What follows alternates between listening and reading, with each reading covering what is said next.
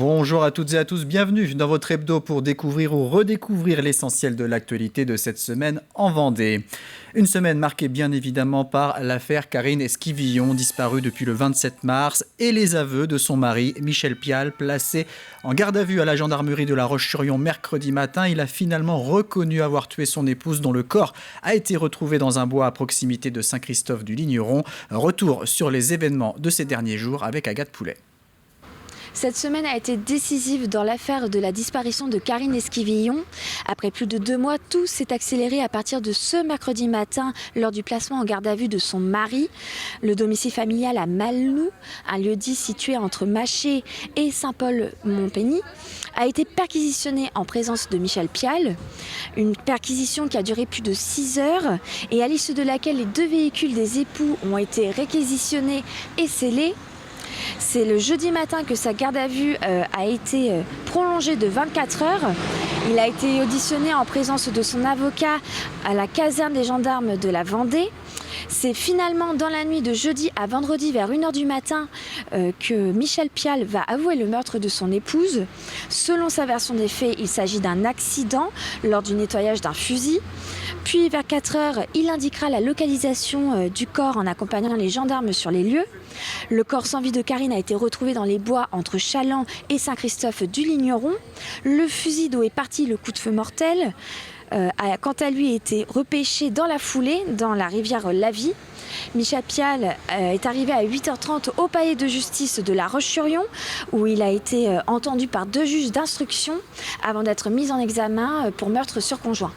Et on a appris par l'intermédiaire d'un communiqué de la procureure de la République que, contrairement aux premières informations, l'arme du crime n'a pas encore été retrouvée. Il y a quelques semaines, nous vous parlions de ces habitants d'Olonne-sur-Mer victimes de fissures dans leurs habitations. Un arrêté interministériel a placé 92 communes en état de catastrophe naturelle au titre des mouvements de terrain à la suite de la sécheresse et la réhydratation des sols en 2022. À noter également la ville de Châteauneuf pour la sécheresse de 2021. Parmi les municipalités citées pour cette année 2022, Bouin, Avrier, Saint-Michel-le-Cloug, mais aussi Tiré, Soulan ou encore Trièze. Depuis le 10 juin, vous avez 10 jours et non pas 30 comme annoncé par erreur pour vous rapprocher de votre assureur. La liste précise est disponible sur notre site internet, rubrique Actu. Et si votre ville n'apparaît pas, sachez que plusieurs municipalités recueillent encore des témoignages ou attendent une réponse.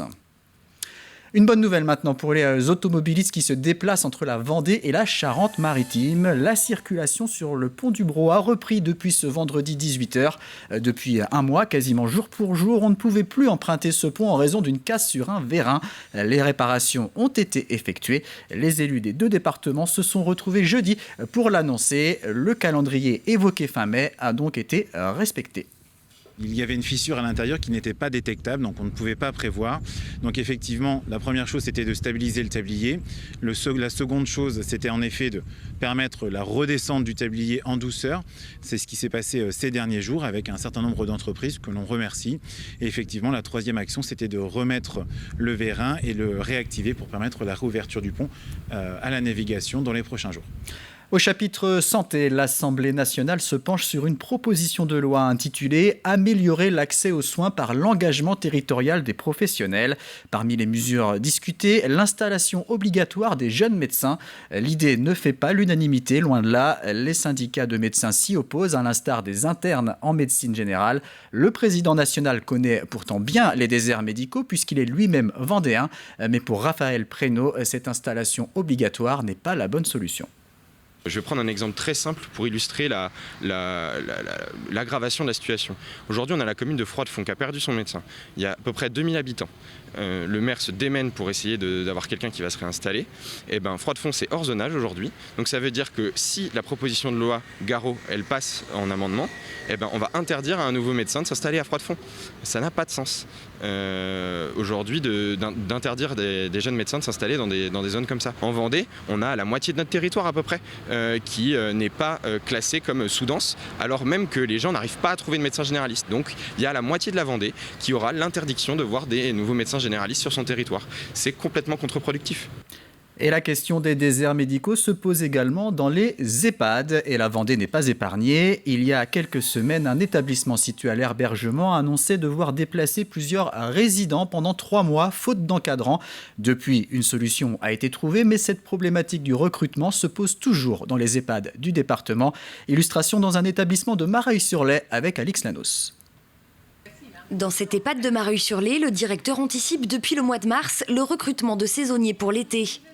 Son équipe est quasiment complète. Néanmoins, comme dans beaucoup de structures, l'équilibre reste fragile. Un arrêt de travail sur un poste où j'avais pas fait de renfort saisonnier, un arrêt de travail en soignante, un congé maternité qui arrive en dernière minute.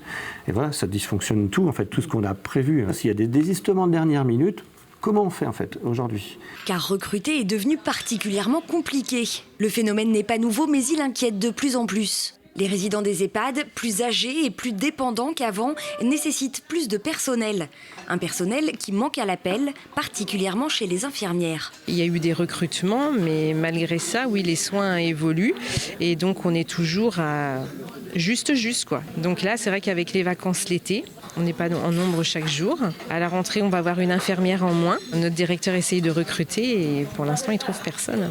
Dans une récente étude menée par la Fédération des associations de directeurs d'EHPAD, il ressort que 67% des établissements vendéens n'ont pas réussi à finaliser le recrutement de leurs renforts saisonniers pour cet été.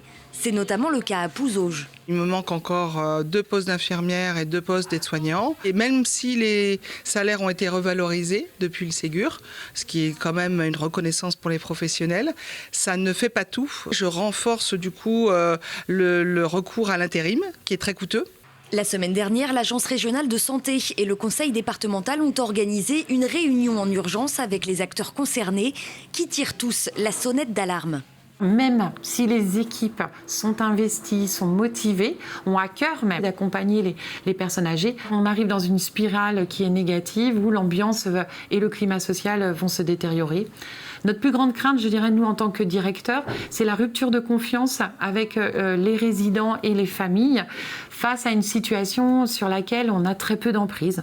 Pour beaucoup, c'est tout le système des EHPAD qu'il faut repenser pour faire face à une évolution des mentalités et de la société. En attendant, les difficultés de recrutement pèsent sur les équipes en place qui doivent abattre du travail supplémentaire. Certains établissements vont jusqu'à fermer des lits pour garantir un taux d'encadrement suffisant. Des images maintenant de la mobilisation des AESH et des AED. Elle a eu lieu mardi matin devant les locaux de la direction des services départementaux de l'éducation nationale. Des accompagnants des élèves en situation de handicap et des assistants d'éducation qui demandent à ce que leur engagement auprès des enfants soit mieux pris en compte. Ils sont contractuels de la fonction publique et 24 heures hebdomadaires avec les élèves leur sont imposées. Mais ils souhaitent que le reste de leur temps de travail soit aussi rémunéré. Des AED et des AESH qui manifestait aussi pour la création d'un vrai statut, d'une véritable formation et de meilleures conditions de travail. On est amené à gérer plusieurs élèves. Avant, on en avait 1 ou 2 dans une même classe, mais là, maintenant, c'est 3, 4, 5, 6 dans plusieurs établissements. C'est-à-dire au cours d'une journée, on peut se déplacer dans 1, 2, 3 des établissements.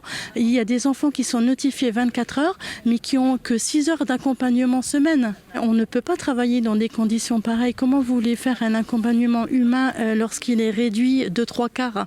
C'est pas possible. Et puis même au niveau du rapport avec les enseignants, comment voulez-vous avoir un rapport serein lorsque vous êtes amené à tout va à changer d'établissement ? Elle ne sifflait plus depuis 2014. La locomotive Hannibal est de retour sur les voies ferrées du pays de Mortagne. Après de longs travaux, l'association Chemin de fer de la Vendée a pu remettre ce train en état.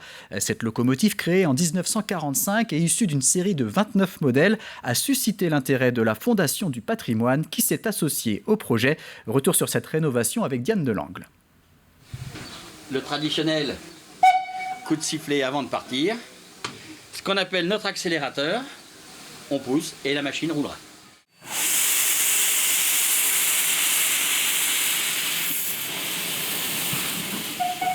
Les premiers tours de la locomotive Hannibal depuis 2014. Le résultat d'une importante restauration menée depuis 3 ans par l'association Chemin de fer de Vendée pour faire revivre tout un pan de notre histoire. C'est une locomotive qui a été commandée par les Allemands pendant la Seconde Guerre mondiale à une société française, la SACM.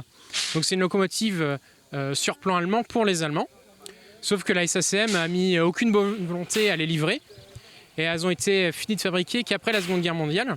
Donc entre 1945 et 1948. Et en 2000, le CFV a racheté la locomotive. Présent à cette inauguration, la Fondation du patrimoine qui a contribué à l'opération, un sauvetage atypique pour l'organisme plus habitué au patrimoine bâti. Dans l'hôpital de la Fondation du patrimoine, nos patients sont plutôt des châteaux, des manoirs, des calvaires, donc des moulins. Et depuis quelques années, on a aussi des bateaux, on peut avoir aussi des avions, des voitures. Mais une locomotive, franchement, c'est la première fois et on est ravis parce que c'est un univers très particulier. On pose la pelle, on referme. Ensuite, bon, comme toute machine à vapeur, toujours contrôler le niveau d'eau. Donc recharger de l'eau, on ouvre un robinet, on laisse couler et